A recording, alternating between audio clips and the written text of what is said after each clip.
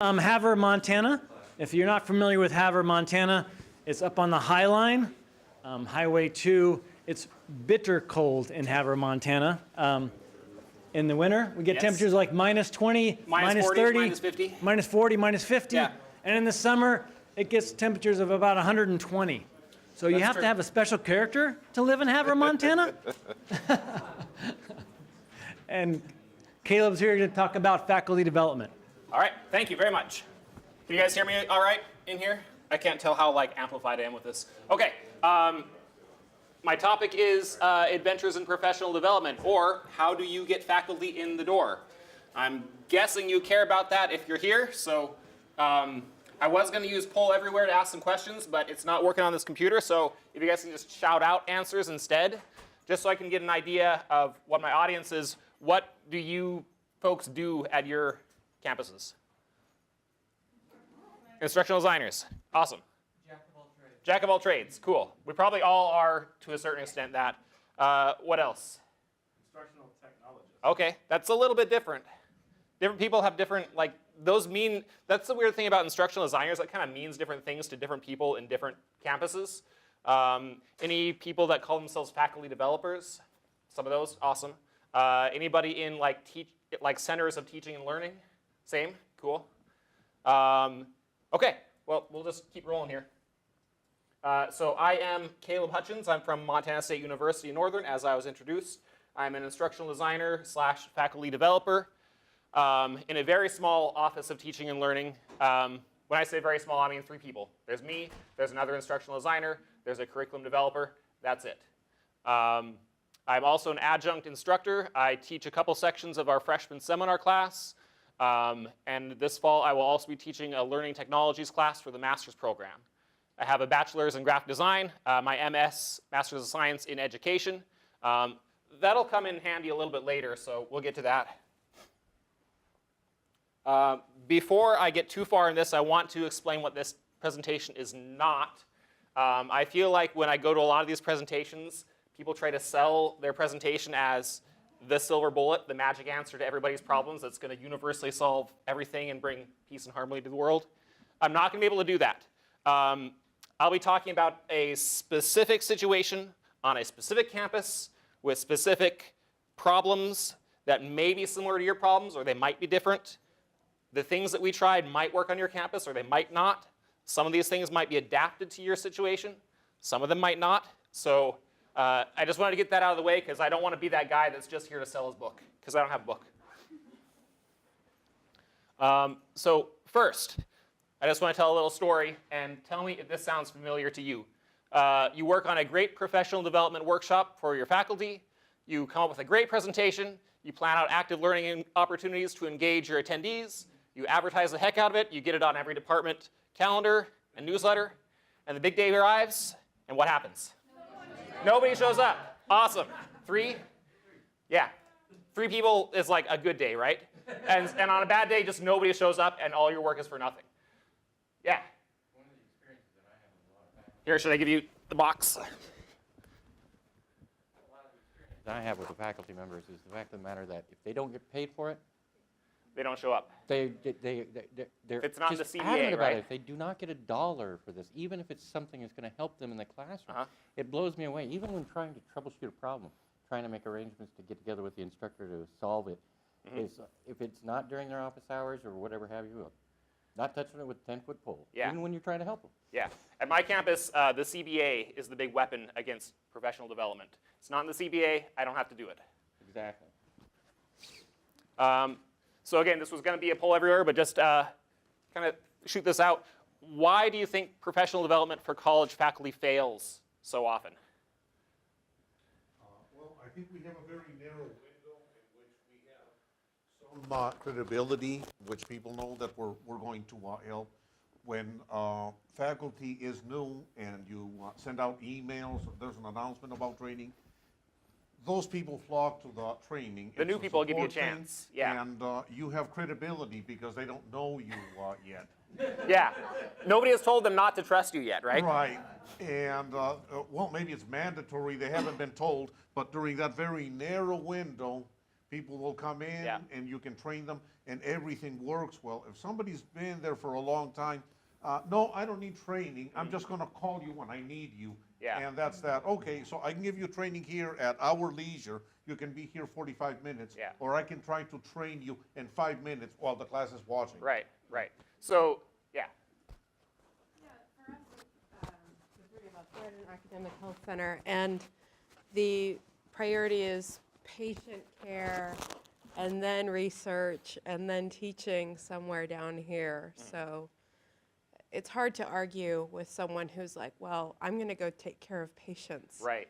So what are you doing? So like this is one of those cases where I can't give you a universal solution because that's a very specific situation of being a care facility first and a teaching facility like second or third, right? Right, but even if you're at, say, a 4-year, research Yeah. is usually higher than teaching. So, yeah. Any other reasons why you think professional development fails?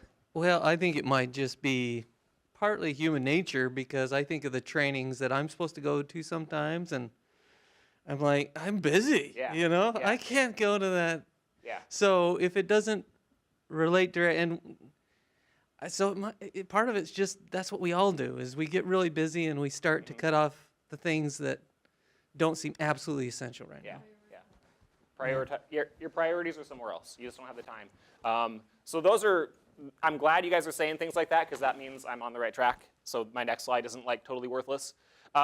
So at our campus, when we were trying to identify why we had those scenarios where we do this professional development and nobody shows up, we were trying to identify why that happens. And we kind of broadly put it into 3 categories. The first one was just practical reasons it doesn't work. Lack of time, chaotic schedules. Have you guys ever had to do like a doodle poll with like 10 or 15 faculty? It looks like an expressionist painting. It's just everywhere. Their schedules are completely different sometimes. Poor marketing. They just didn't know about it. Professional reasons, lack of perceived value, lack of perceived authority, like you said. They don't feel like you have the credibility to teach them anything that they either don't already know or it's something that they don't perceive as useful to them. And professional development is boring. That kind of is, when I have to go to professional development, sometimes it's really boring. And I'm not engaged and I don't want to be there. And that's like, this is my job. I get paid to do professional development and go to these things. If I feel that way, how does somebody else feel that that's not the priority in their career? And then institutional. These are some of the ones that are kind of maybe more personal to my campus. And some of them might be familiar to you and some of them might not. But one of them is faculty tend to ignore user all emails. There are knowledge silos between departments. So a little bit of quick background. My campus is very small. When I say very small, we're talking about 1,200, 1,300 students, mostly technical programs. Our biggest programs are nursing, diesel, automotive, business, welding. So very practical, hands-on programs for the most part. We have about 65 faculty on campus and then some distance faculty and then adjuncts also. But between those different departments, there's knowledge silos. They don't talk to each other. The diesel faculty stay in their space. Either they're in their office or they're in their lab space or they're gone. And you'll never see a diesel faculty talk to a nursing faculty. You'll never see education talk to business. There's very little crossover between departments. And then negative past experiences. Again, this is on my campus, and this might be familiar to you. In the past, we have had provosts and chancellors and vice chancellors who have mandated certain things on their faculty. You must do this, and you must attend this training, and we're bringing in this speaker, and we're spending $50,000 to bring them here. You must go to this. So again, that's not in my CBA. I don't have to do that. But it creates this negative experience around professional development in general. So now if you even say the word, hey, would you like to come to this workshop, they already are not interested because they've been to workshops and they suck. So starting in 2015, we tried something new. So first I got a little cartoon for you guys.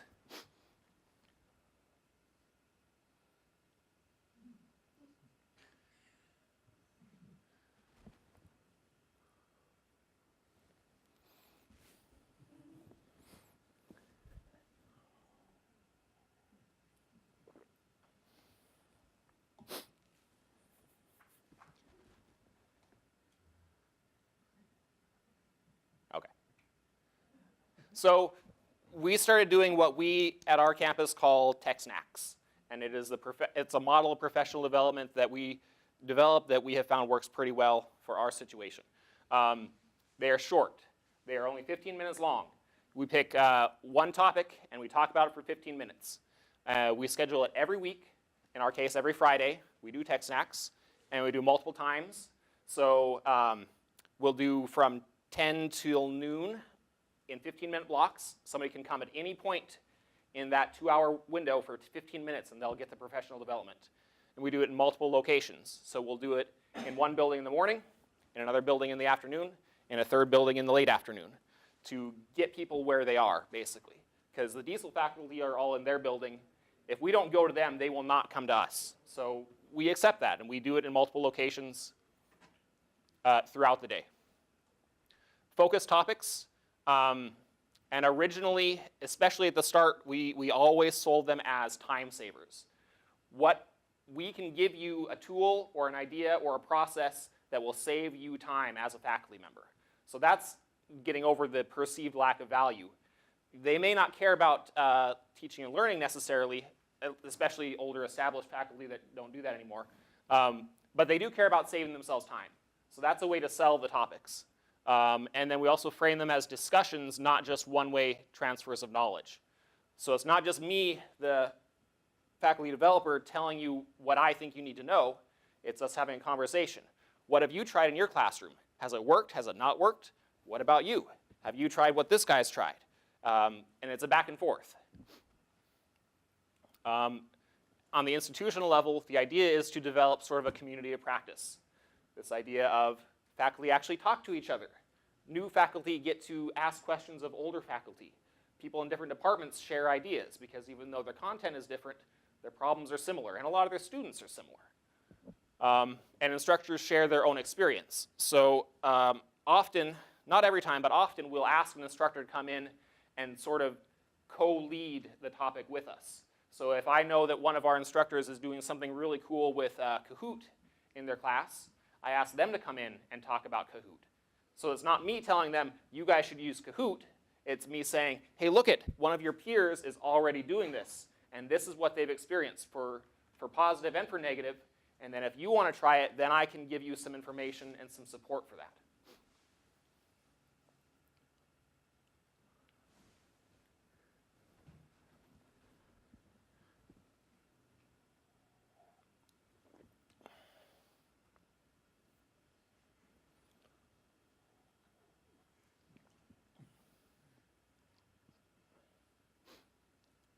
You guys don't need to read the whole thing because this is a long one. You can find all these online later. I'll give you a link.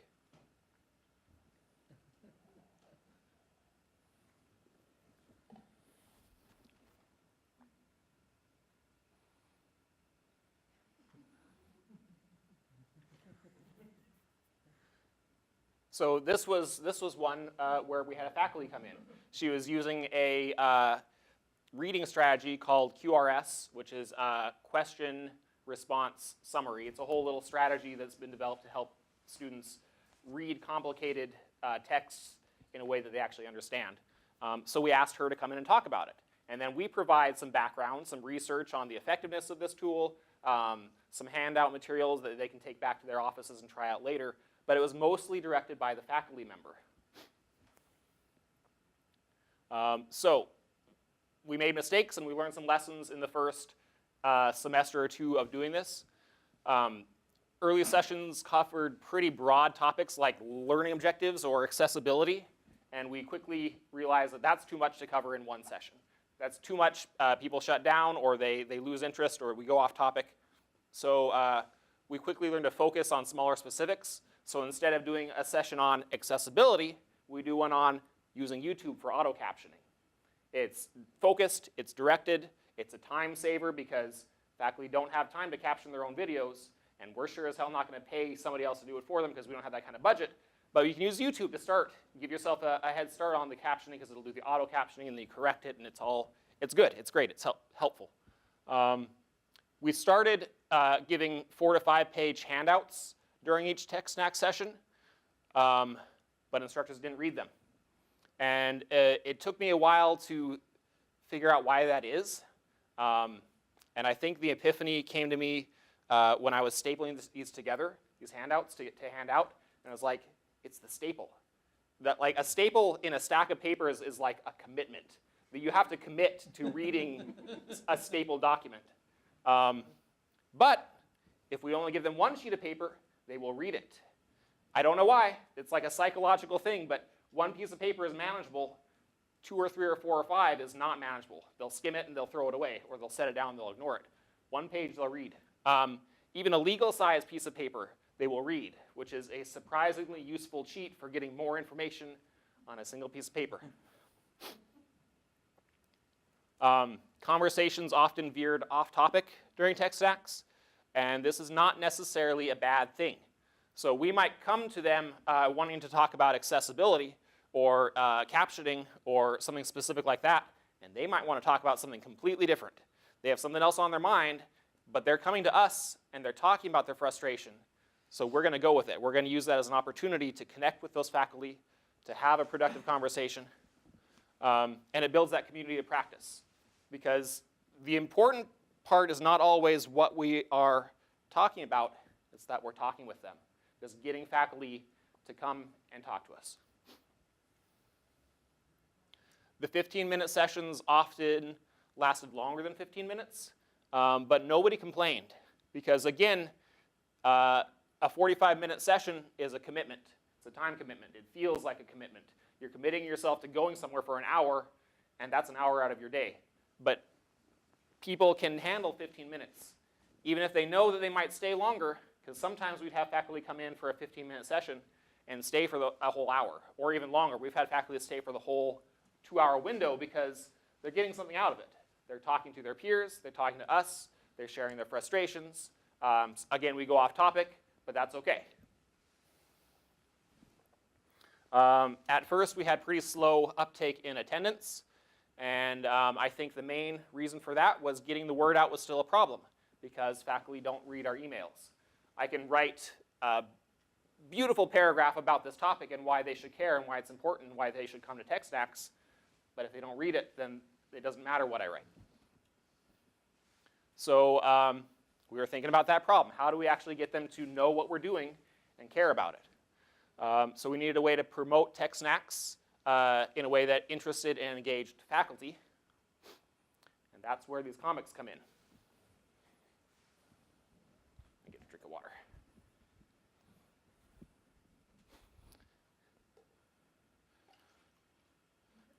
So that, the guy in the middle there with the hat, that's Jeremy Hoffman. He's one of our diesel instructors. And he wanted to start using, doing randomized quizzes in D2L, which is our learning management system. We use Brightspace. So he actually had this as a real question. He wanted to start doing quizzes because he was doing paper quizzes, and it was taking him a huge amount of time to grade them. We're like, you know what? You can do that in Brightspace. So we did this as a topic, and we asked him to be in the comic.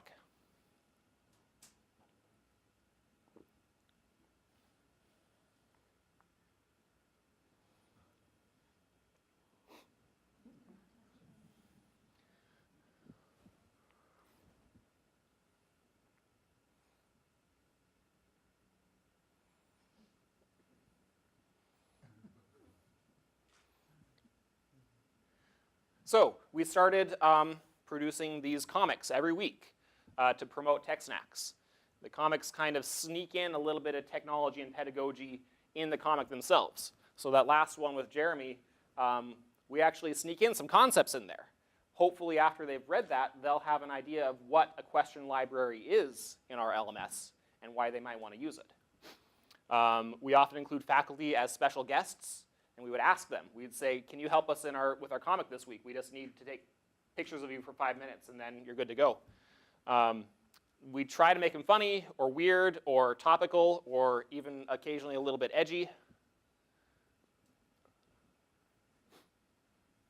This is one of our auto faculty members.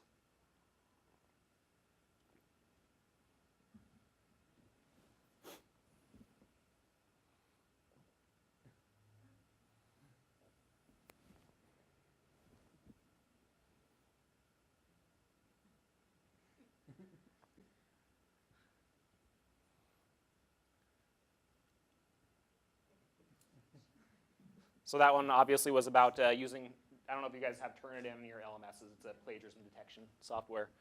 So that's what we were talking about for that one. This is one that we actually just did 2 weeks ago. So this is a recent one.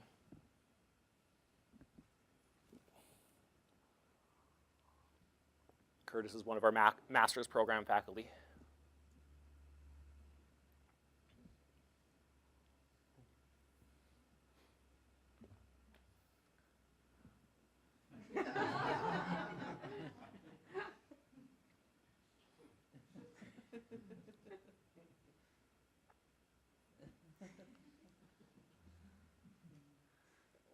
So we've been doing these Tech Snacks comics for about 2 years now, and I would say our brand recognition at MSU-Northern is near 100%.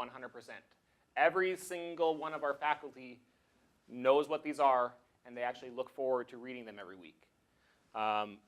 We didn't initially market this to staff. We were just going towards faculty, but we started noticing that more and more staff are also coming.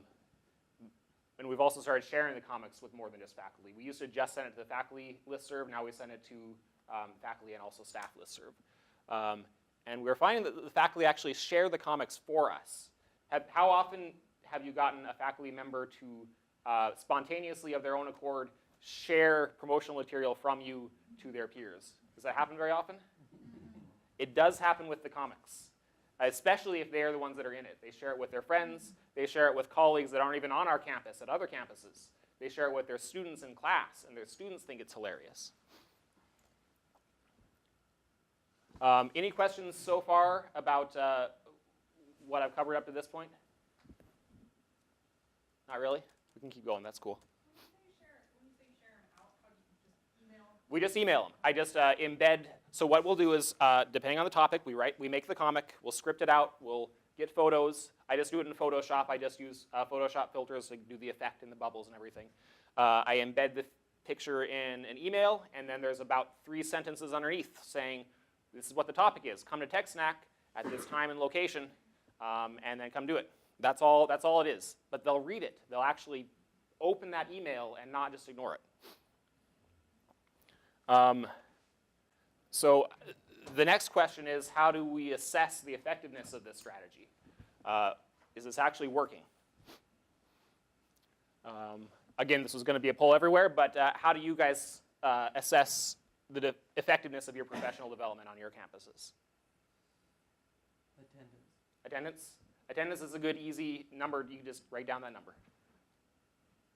Yeah. We go to the classrooms and see if they're using the things we talked about. Yeah, it's a good one. That's hard, though. It takes a lot of time. Does everybody want you in their classroom, or is anybody defensive about that? The ones who've participated and done things are interested to see. Yeah. They want somebody to come in and be like, Good job. "Is that right?" Yeah. Anybody else? How does anybody else assess faculty development effectiveness? End of the year surveys or focus groups. What kind of questions do you ask in the surveys? It's just like, what did they get out of the training session? Sometimes we have faculty learning communities. What did they get out of it? Is it, is the information useful? Are they planning on using the information in their next semester? Good, good. See how I'm doing on time. Okay, good. So assessing attendance, that's easy. It's easy to assess attendance. You just write down who shows up. So for example, in last fall semester, we had 12 different sessions. We had a total of 134 attendance, and that's faculty and staff. And we had 34 individual faculty attend at least one of our Tech Snack sessions. So again, we have about 60 faculty on campus. More than half of them come to Tech Snacks at least once a semester. And most of them attend several times a semester. Some of them attend religiously every single week.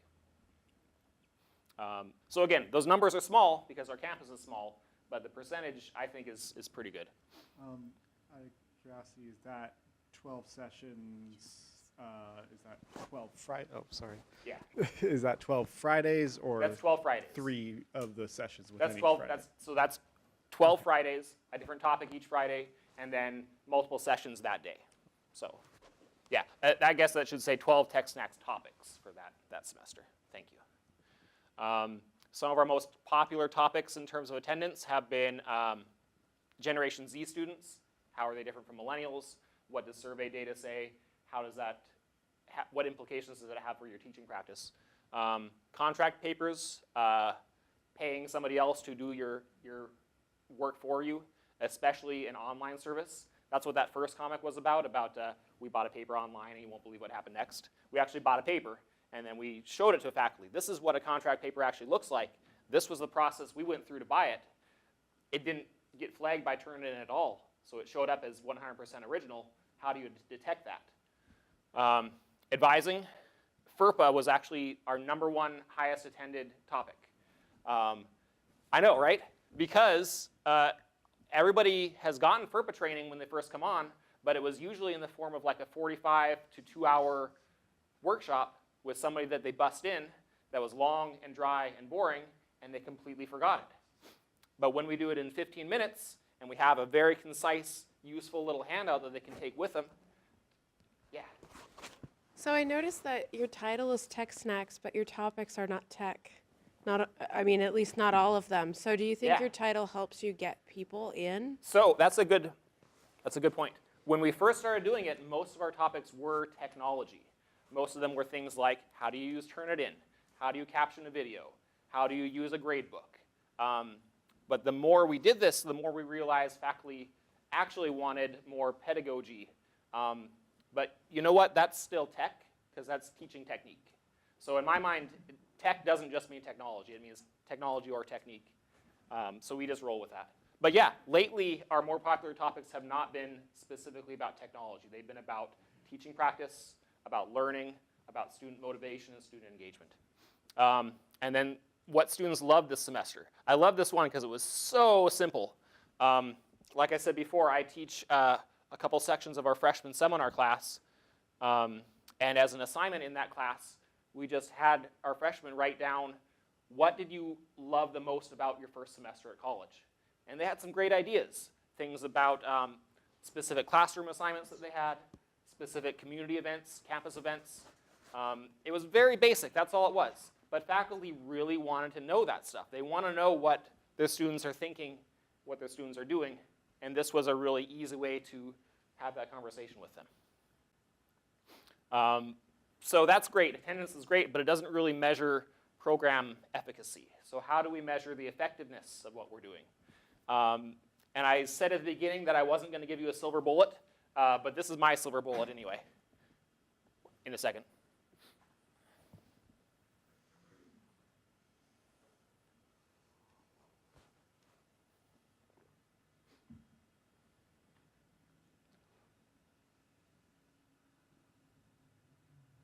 I don't know if you can really see that very well, but he's drilling into that student's skull.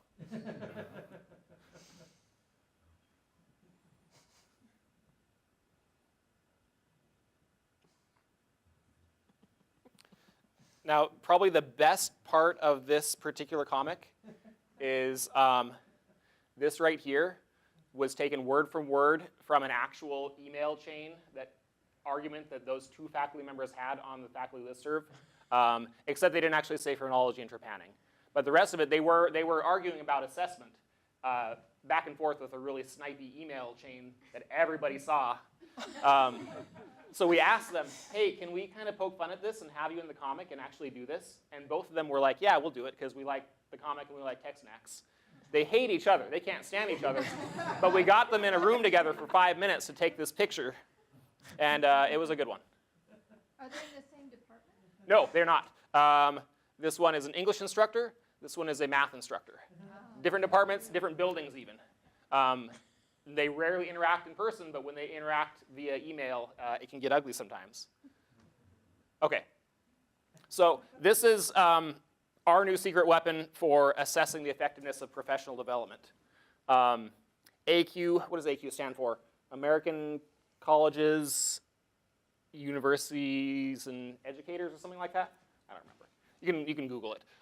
But they came up with a white paper just this year, the beginning of 2018, called Connecting the Dots, a proposed accountability method for evaluating the efficacy of faculty development and its impact on student outcomes. And you can Google search that, and I'll have a link at the end where you can find everything. But the core of their assessment model is this chart right here. You start by assessing faculty engagement. Do faculty find our faculty development offerings relevant? Are they interested in it? Do they think that there is value to that topic or to that development? Faculty learning. Did they actually learn something new coming out of that topic? Faculty implementation. Do faculty implement new teaching practices? And then student engagement. Are students more motivated and engaged because of the new teaching practices? Student outcomes. Are students completing more courses? Is their GPA improving? And then institutional outcomes. Are we seeing an improvement in retention and completion rates? So these last three are really hard to assess, and especially really hard to show actual correlation or causation between what we do and what happens with those students. But these first three, we can assess those, and we can assess those pretty easily. One of the nice things about that AQ paper is they show some pretty convincing research evidence that these three things do have a direct effect on these three things.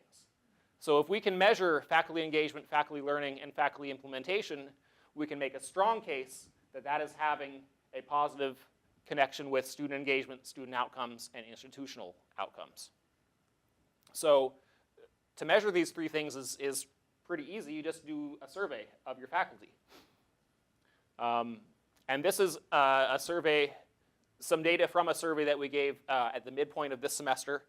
And I should say this is really more of a proof of concept than super great data, because this was very small numbers. This is only one survey so far. Not everybody responded like I was hoping they would. But we're going to keep doing this, and we're going to really hound them to answer these survey questions.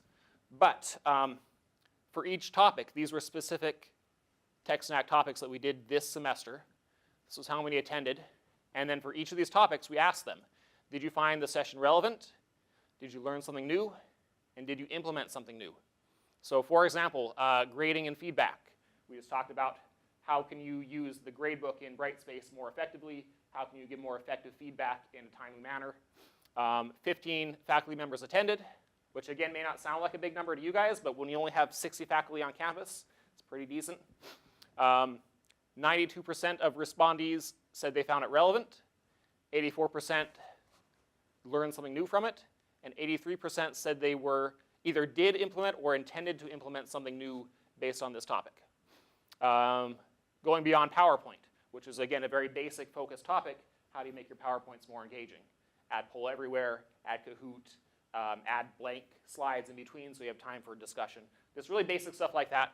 22 faculty member attended. 100% of them found it relevant.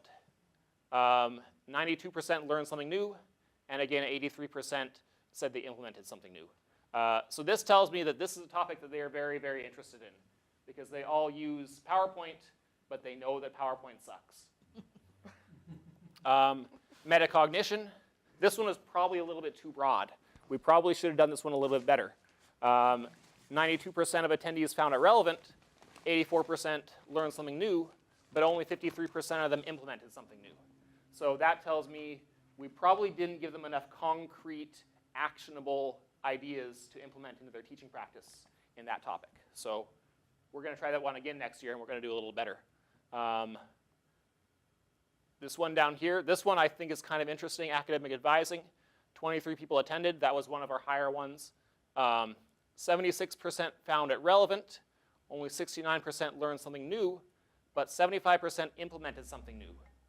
So that tells me I may not have told them anything they didn't already know, but having the conversation, especially with their peers, what their peers are doing, got them to think about changing the way that they do advising. Yes? How long after each workshop did you send the survey out? So Like, this was one, it again, this is kind of like the pilot survey, and we'll probably do this a little bit differently. We sent this out at mid-semester. So let's see here. The academic advising one would have only been 1 or 2 weeks prior. These ones were earlier in the semester. And we also included, so in the survey we would say this was the topic, this was the date that it happened, just to kind of refresh their memory. Yeah. So I find this information extremely interesting and extremely useful to me. I think that potentially it is a good way of showing the effectiveness of what we're doing. And then again, we would make the argument that these three things, these faculty engagement things, have a direct effect on student engagement and student outcomes.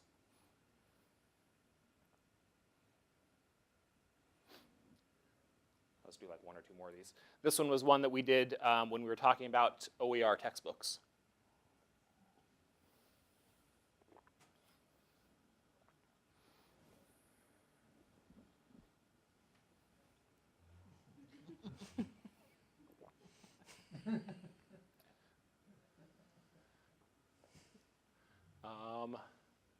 Okay, any questions at this point? We're kind of wrapping up now. Yes? Here's a question box. Oh, question box. Do you make your, do you record your tech snacks and make them available online for later? So currently we do not. In the past, we have tried a few times to do Facebook Live videos of tech snacks. And the results were not great because audio recording is a problem. The video quality wasn't great and nobody watched them. So currently we don't record these. Something that I do is the following Monday after the Friday Tech Snack, I'll send out another email to faculty with a PDF copy of the handout for everybody that missed it. And I do have some survey data that shows we do have quite a few faculty that may not attend Tech Snacks, but they are reading the handouts and they are finding those useful. And then because we have such a small number of faculty, a lot of them will actually call us or come into our office and say, hey, I'm sorry I missed that topic. Can you give me the elevator pitch version of it? And I'll just give them the 5-minute one-on-one of that topic and I'll give them a copy of the handout. I think Dan had his hand out first. And Ryan's going to intercept. So how do you decide on your topics? Or do you solicit that from the faculty, or? We try to solicit it from the faculty, and that is extremely challenging because even when I have a room full of 25 super engaged, having a great time faculty, when I ask them what they would like us to cover, I get a lot of blank stares back. A lot of the topics come more from inferring what they want based on the kind of support calls we were getting. So if I suddenly have like 3 faculty saying, well, advising really sucked this semester because I had all these problems with dual enrollment students and transfers and whatever, then we know maybe we should do a topic on advising. The freshman seminar class has been an invaluable source of ideas for tech snacks based on what I am getting from student experiences in the classroom, especially freshmen. When a bunch of freshmen tell me we're not getting timely feedback in our A&P and bio classes, and I feel like I'm failing because I don't know what my grade is, that tells me maybe our faculty could use some tools to make grading easier and so they can grade a bunch of papers more quickly, provide useful feedback more quickly. Some of them are just initiatives that we want to promote on our own, so like OERs. None of our faculty came to us and said we want to do OERs, but we actually went to last year's Northwest Met, and you guys had a great keynote speaker about OERs, and we were like, yeah, we want to talk about this. So we did that as a topic. So it's kind of from all over the place. One thing that we are just starting to do now is we are trying to make sort of an advisory committee of faculty members for our office. And those are going to be some faculty from all of our different departments and some new faculty and some old faculty, try to get about 10 of them together and sort of use them as a focus group to plan out what we are doing in our office and why we're doing it.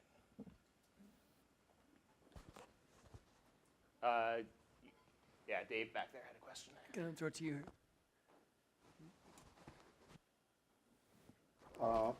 For topics that are very relevant, have you considered doing a rerun or a part 2 or to reach your intended audience? Would that work? Yes, we have a couple of times. We have done parts 1 and 2 of certain topics.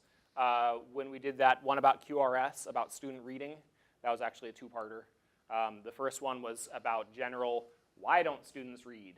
Or why are we having so many reading comprehension problems in our classroom? And we actually talked a little bit about the history of that. And then the second part, the following week, is about the QRS tool. Advising, we did 2 weeks in a row because we had such high response rates and people wanted to come that missed it the first time.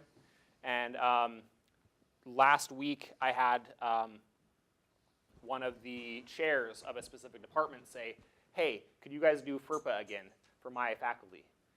Because most of them missed it the first time around, and he really wanted all of his faculty to get that FERPA refresher. Any other questions right now? We're almost done here. I was gonna do poll everywhere and actually do those 3 questions on you guys to assess my effectiveness. Did you guys find this topic relevant? Yes? Any no's? I know this is way easier when it's anonymous. Did you learn anything new from this session? Yes. Awesome. That's what I like to hear. Do you plan on implementing anything new in your practice based on this session? Absolutely. The comics, again, I said my background is in graphic design, so that's why I'm able to do these comics, because I have a lot of Photoshop experience. If you don't have anybody in your office with Photoshop experience, there are tons of tools and apps. Were you going to name one? I was going comic book, I think, for the iPad is really Comic book for the iPad. There's a few really good iPad ones that make it really easy. Comic Life, that's the one, yeah. Comic Life. Comic, yeah. There's a bunch of them. There's a bunch for iPad. There's online versions. There's lots of different ways you can do this. And you don't even necessarily have to do a comic. That's just what worked for us. The idea is something that engages your faculty long enough to actually consider going to a faculty development session. You can find a copy of my presentation at this bit.ly link. It's just a Google slide. There's my email address. If you do end up implementing anything that we talked about in here, I would love, love, love to hear from you about what you're doing. Because I want to know what other people are trying and if it's working for them in their situation. Because like I said, every situation is different.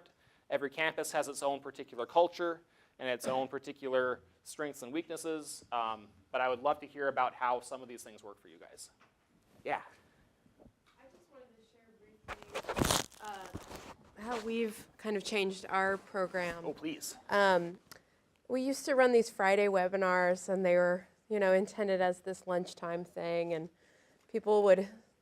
very few people would sit at their desk and eat their lunch and listen to our webinar, and we decided to overhaul the entire program, and we developed a menu of workshops that we, as the Teaching and Learning Center, could put on. And then we disseminated this menu out to all the schools and departments and basically said, we'll come to you and we will customize for you. And so we said, yes, we can teach creative group assignments in 15 minutes or 60 minutes on the day and at the time that you want. And it's still in the pilot stage, but it's working really well. And going from having 3 people on a Friday webinar to a couple times a week having 20 to 30 people in the room and starting the conversation within the departments, that it seems to be working for us. That's awesome. Yeah. Yeah, just going to where they're at in their time frame and making it work for them, I think, is maybe the most important thing. A couple of other things maybe I'll mention really quickly. In terms of credibility as a faculty developer, I want to reiterate what Ryan said in his last session. Teaching a class gives you a ton more credibility as a developer. And it also gives you a lot more insight. When I started teaching, I wouldn't say it completely changed everything that I knew about faculty development, but it gave me a lot of insight about what really works and what really doesn't work, and how students actually react to things, and what your fears and concerns are as a faculty member. So if you guys ever have the opportunity to adjunct any kind of class, whether it's a learning technologies class, or a study skills class, or a freshman seminar class, or if you have some other background, an English background or something, and you could adjunct an English class, I would highly recommend that you try to have that experience, because it has been a huge help.